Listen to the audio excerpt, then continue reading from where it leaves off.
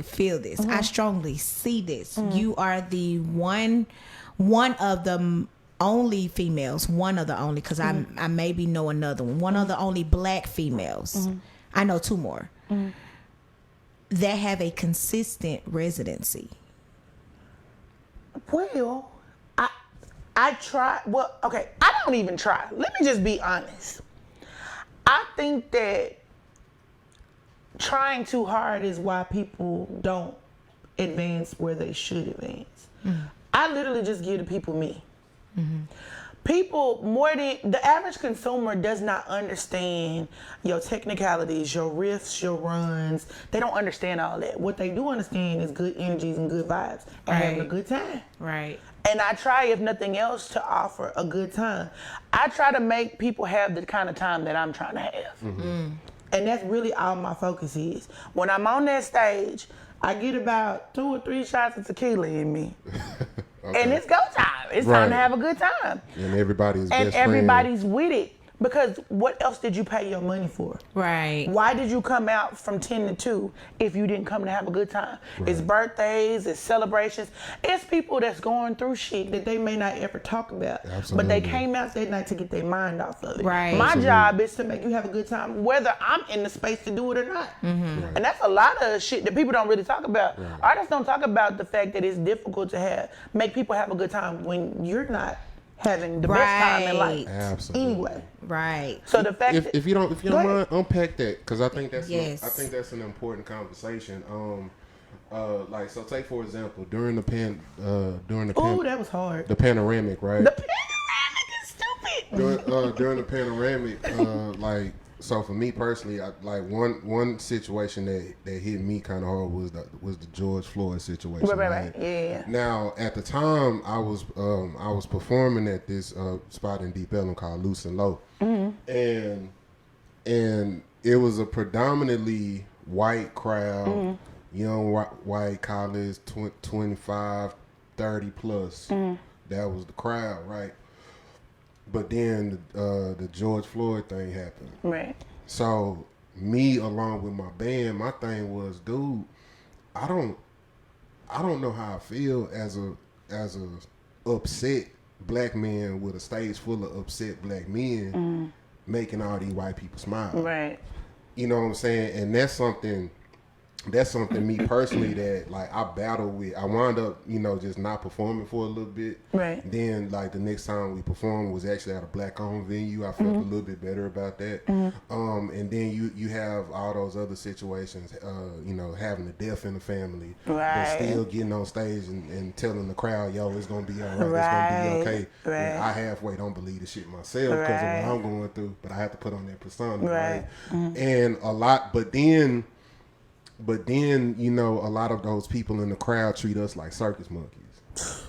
I talk about this all the time. Perform. And then you have that the customer is always right mentality with some people.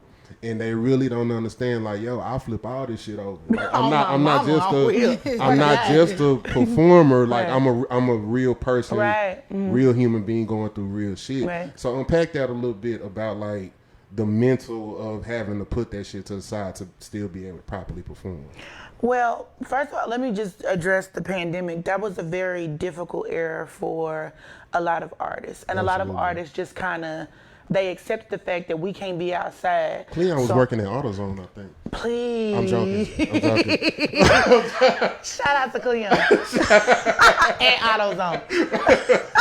Hey, what's your number, fam? I'm joking. Please. A lot of artists just kind of accepted the fact that we just can't work right now. Right. Niggas not coming outside, so we just finna be in the house. I didn't accept that.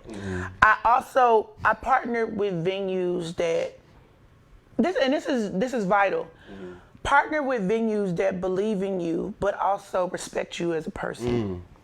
A lot of artists take whatever they can get. Absolutely. And they settle for certain treatment that I'm not settling for, especially if your ass talking about $100 a gig. Yeah.